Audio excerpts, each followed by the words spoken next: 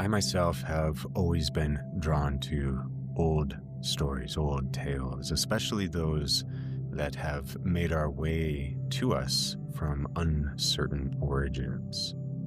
So this, of course, includes myth.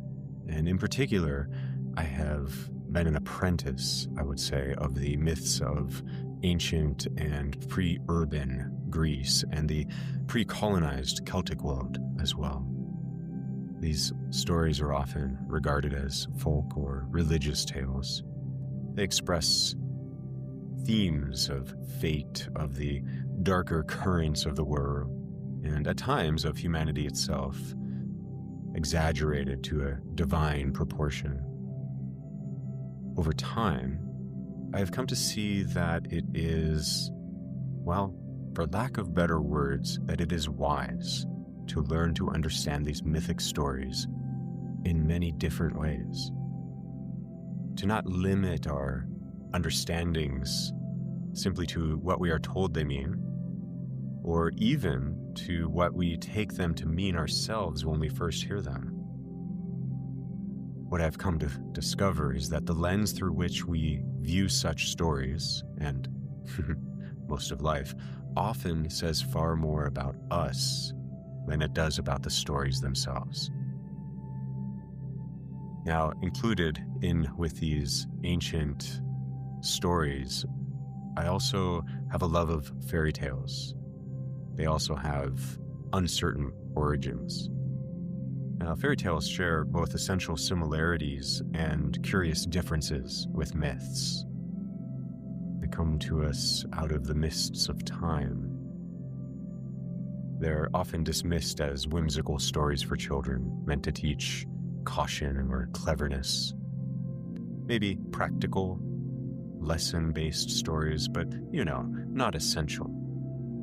However, the versions we commonly know, mostly in entertainment, are greatly revised versions. They've been softened, simplified, and reshaped. They often retain only the broadest elements of the stories from which they come. Now, this process of our ancient stories being sanitized,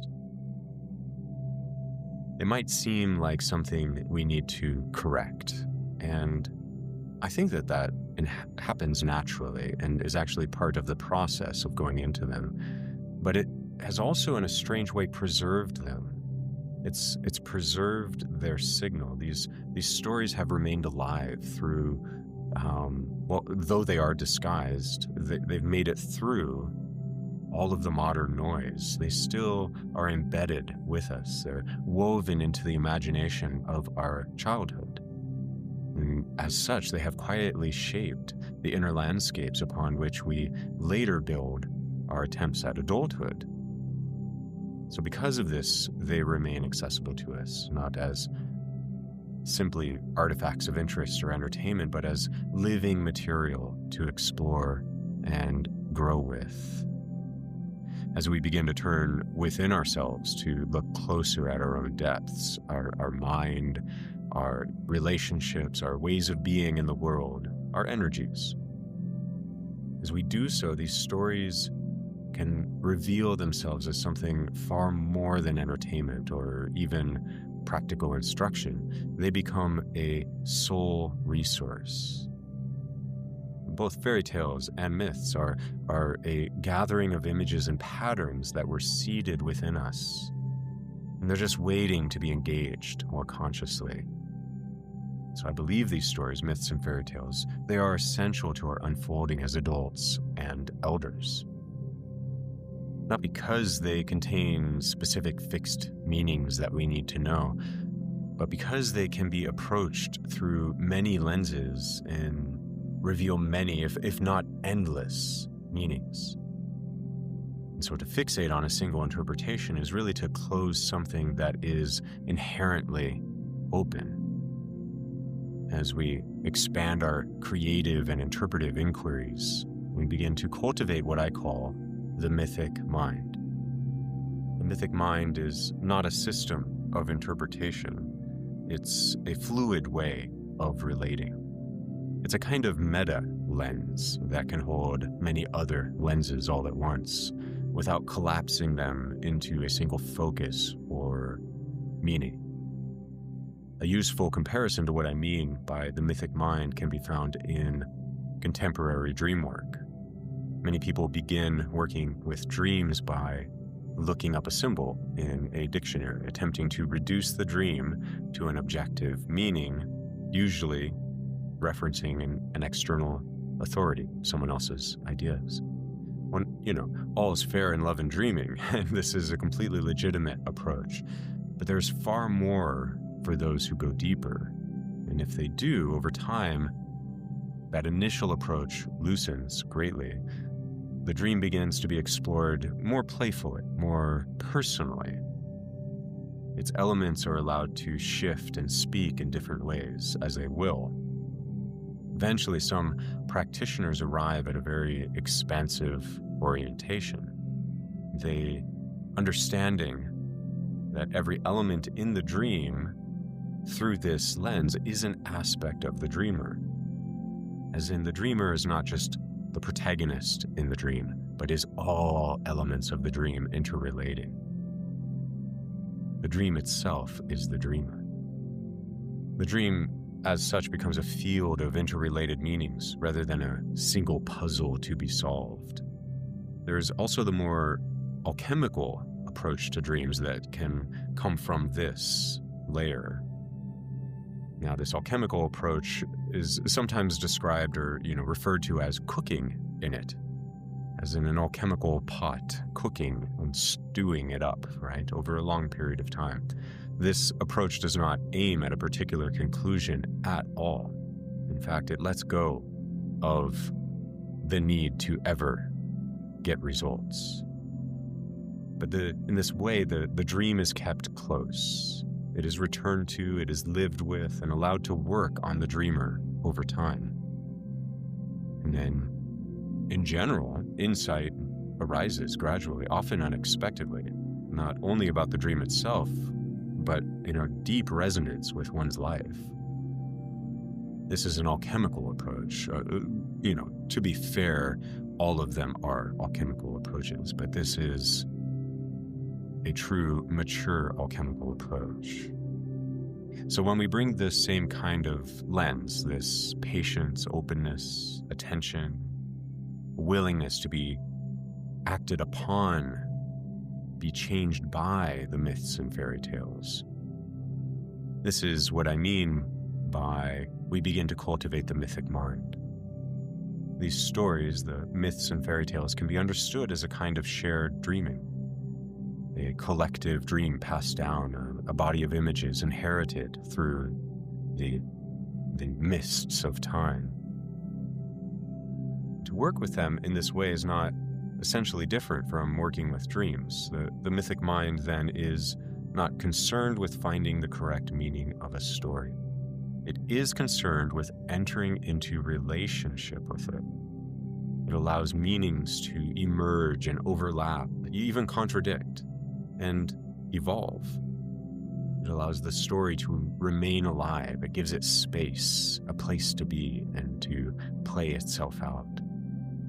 So the stories that I share, especially in the soulcraft parts of my teaching, the meanings I draw from them, these come from my own long practice of this approach. I have cooked in these stories that I share for many years, most of them for decades. And as such, I do not offer my interpretations as definitive, but as expressions of sincere relationship, patience, and listening, ways of seeing them that have emerged through time and engagement. I love it if people appreciate my interpretations, but more than anything, I am simply trying to relay the way of gleaning such interpretations for oneself. That is far more important to learn. That is the mythic mind. Now, the myth maker C.S. Lewis, the famous author who wrote the Chronicles of Narnia, the Lion, the Witch, and the Wardrobe, and others in the series, He was paraphrased as saying that myths are lies that tell the truth. And this is a good place to begin with them. I love it. But I would extend it further. I would say something like myths and fairy tales are not simply stories that contain truth. They are ancient collective dreams, and they offer endless keys to hidden doors. These are thresholds through which the soul enters the world, bringing with it insight, bringing with it love, bringing with it power, soul power. And so to cultivate the mythic mind is to learn how to discern these doors and to enter, not to force them open, but to recognize them, to remain with them over time, through time, and to discover how they open for themselves. As an example, one of the most well-known mythic patterns we turn to in modern culture is what is often called the hero's journey. It's become a pervasive reference point, offering a structure through which we understand challenge, growth, transformation. It teaches us to leave the known, to face adversity, and then return changed. And yet even here, something subtle has occurred in how we hold this story. The final movement of the hero's journey, which is called the return, it's often diminished. It's treated like an afterthought or an aside, or in many cases simply left out. The emphasis is put on the image of individual triumph, personal victory, self-definition. Meanwhile, the deeper actual purpose of the whole journey, the return, is missed. The return is what? It's a return of something of value to the world. And it's largely left out because of the fireworks of the rest of the journey. I'd call it a distortion. This distortion becomes especially visible in one of the most famous heroic myths, the story of Heracles or Hercules. I like to say Heracles, the older version of the name. Now, this story, taken at face value, is often understood as the heroic journey at its most illustrative. A man, Heracles, driven by circumstance and divine tension, overcomes impossible trials, defeats monstrous forces, and ultimately rises to divine status. It can be read as a story of conquest, of endurance, and of the triumph of will. It has also been widely criticized as a myth that glorifies excess, violence, and a distorted form of masculinity, the pattern that is sometimes referred to as the Hercules complex. For many years, I saw the story in this way as well. It inspired me as a young man to be heroic or whatever. And then as I grew into maturity and culture and adulthood, I realized, this is a very distorted complex of a story. But the mythic mind doesn't stop at that first reading or even that second understanding. It returns, it sits with the story, it allows it to unfold over time, not in search of a better interpretation, but in relationship to lived experience. So having lived with this myth for decades, I began to see something else emerge, not trying to contradict the earlier reading, but it was revealed as a more resonant story beneath the common appearance. And I tell it how it was telling itself to me. Hercules, he's born into conflict. This is a child. This is a child who is simply born into a situation. He is born into conflict, and it's a divine conflict. He's the son of Zeus, the sovereign, the king of all the gods. He is the product of divine infidelity as well, for Zeus has cheated upon his wife with a mortal. And so the queen, Hera, the queen of the gods, despises Heracles. And she approaches him with wrath. Strangely, however, and we'll come back to this, the key to the depths of this tale, in fact, is that the name Hercules means the glory of Hera. It's very strange, you would think. In any case, this tension, this divine tension, and basically a tense childhood is what is being revealed here. This tension is then often framed as a story of persecution, of a hero tested by a hostile goddess. Yet the mythic mind loosens this frame. In me, it doesn't rush to assign roles like villain and victim. It wants to sit with it as a whole dream. Remember, within this dream, all the elements, all the characters, they're all aspects of the one dreaming. And so as the story continues, Heracles is driven into a madness in which he kills his own family.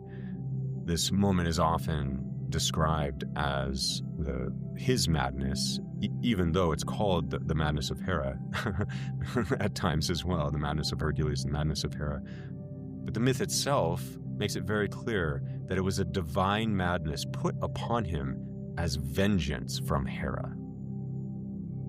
And yet, Hercules is the one who gets blamed for this, just in the interpretations. It's very strange to me. But here we see layers. If we look at this, if we sit with this, we see the layers of how a child born into conflict, he's unwanted, he's cast out, and he is hated by the divine mother. So there's this intense, traumatic disconnection that he is the living embodiment of. The Hera, the queen of the gods, is this divine mother of all, and so of Heracles as well. And how this child then grows up, but is consumed by a madness as he matures. We can easily see within this the mother wound, and in that madness destroys all that he loves. This simple situation, how the mother wound and our relationship with the divine, when it's agitated within us, in one way or another, doesn't have to be exactly like Hercules. This is a myth, remember. When it's not in alignment within us, it plays out like a curse, like a divine curse, as though the gods were taking vengeance on us as unwanted children. And that this curse causes us to live in a sort of madness or trance, in these habitual patterns that threaten to take everything away from us that we love by our own actions. Well, this is a simple theme that is all too common in our world, and I think it's far too common to be missed as the actual orientation point within this tale. Now from there, the story continues. The familiar narrative of Heracles goes on to, he must redeem himself with these great deeds, the labors of Heracles, the tasks given as a form of redemption. Now in general, the idea is that he's trying to earn forgiveness for these terrible things he's done to his family. But this is a dream. All of it is one person, one dreamer. And he finds himself in this situation where he must redeem himself. So at the surface level, all of these redemptive acts are feats of strength and courage. He faces monsters, overcomes obstacles, and proves his worth through very empowered action, through striving. But when the story, if we can hold the story more gently within the context of a child that has grown up within conflict and inherited this trance, so to speak, with which he has destroyed his own life, and he is now on this journey, this is not a story any longer of heroic conquest, of proving oneself as the hero. This is really the story of survival, and specifically the kind of survival I mean, is the story of what happens after an irreversible loss, an irreversible tragedy that one has been a part of. So anyone who has experienced profound loss, especially loss that feels beyond their control or that somehow came through their own actions, which is something we often map onto loss afterwards, even though the loss itself didn't come through our own actions, we still try, our mind is convinced that it was somehow our doing, that we contributed to it. This is all of humanity in so many ways, this story of Hercules. So the language of redemption in this context is not about repaying a debt to the gods or to people or whatever. It is about something more difficult to understand. It's the attempt to reclaim one's own right to continue living. It's what we call in today's world grieving. Heracles, and his labors is the story of grieving after a terrible tragedy that has resulted from one's upbringing. And so taken as such, the labors of Heracles can then be seen not as acts of heroic domination, but as encounters with the forces that arise in the wake of such loss. So for instance, the lion, the Nemean lion, it is invulnerable to weapons. Can't bring any weapons to this struggle. No tools will help. It becomes something like a grief-fueled rage that he is facing. This is not uncommon in grief. Something that cannot be overcome through any ordinary means, any strategic or clever approaches. He's forced to face it directly, no weapons. He must grapple with it physically. This is a body challenge. It's the attempts of the person to process the grief through the body, to reclaim their body, their life. So in this, we see this return to the body. It's a kind of listening that precedes intellectual understanding, a physical grappling with these energies. And we have the Hydra, the Lernaean Hydra, which is the many-headed serpent dragon. This is the one where you chop off one head and two more grow in its place. This is not a creature that you can simply defeat. And Hydra evokes this endless recurrence of anguish, the sense that each effort to resolve something gives rise to more of the same. What's interesting in this one is that in the story, Heracles doesn't act alone here. He receives help. He learns that some conditions cannot be met in isolation. Now, again and again, the labors reveal not a man conquering the world, showing off his brute strength. They show us a soul moving through the terrain of grief, disorientation, and just human life survival. They show a process that is not about ultimate victory and celebration, but about simply continuing, getting through it, and to any degree that one can, emerging again. So through this lens, the myth can breathe deeper into itself, not just in itself really, but in us as well. It's not this celebration of heroic excess to be praised or blamed, as we normally do with Hercules. It becomes something closer to an account of a soul trying to find its way back to life. Heracles does not then ascend to the stars in triumph. This is very important in this story. He doesn't win and then get made divine. His story concludes with his own undoing.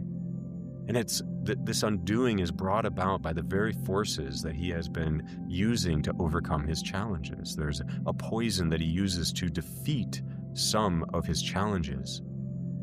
And that poison becomes his own destruction.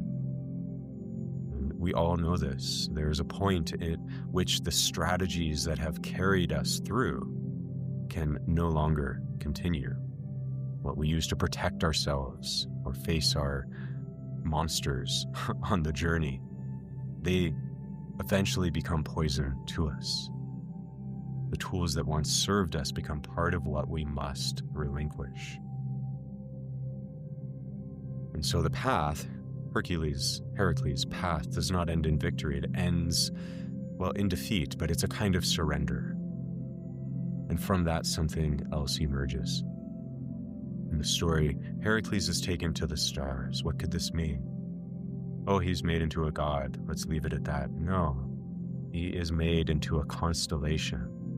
He is a symbol of the strength it takes to go on the journey of healing. And he has been shown to be someone that can show the way. Not the only way, shown a way. And that's what constellations do. That's what stars do. They show the way. And so he is an example of how to. And of course, grief is soul work. And so you can't just list out, here's what to do and how to get through it. We need stories like this to help us dig in deep and see the strange and dreamlike qualities of our experience so that we can come into a deeper alignment with them and traverse, as it's often called, the murky terrain of working with the grief and loss of life. And so he shows the way. And I think that it's a far more beautiful story than it gets credit for. And we can return also, as I said, to his name, Heracles. It means the glory of Hera. Most people just write this off as it's irony. It's the storytellers being ironic. But I think it reveals something else, because if we hold this myth as a unified field rather than a set of opposing characters that are individual objects separate from each other, if it's all one dreaming, then Heracles is not separate from Hera, ultimately. They are principles of each other. And so look at Hera's grief.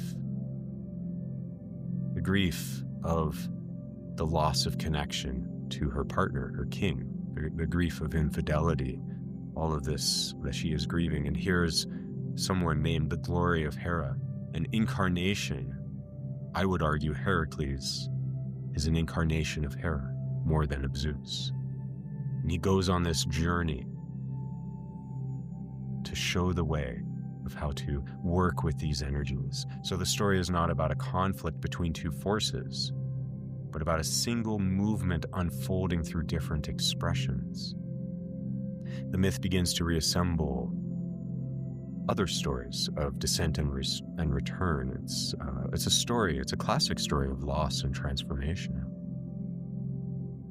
It becomes less a story of a hero as an individual and more the story of the unfolding of something shared, of something sacred.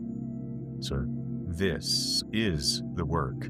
This is the purpose, if you will, of the mythic mind, not to replace one interpretation with the other, but to remain with the story long enough for it to deepen in a way that enriches your soul. And often it's the stories that we've rejected that will reveal the most to us if we go on that journey with them. And then, of course, as they deepen, we keep going as well. We allow it to move from something we think about into something we are in relationship with.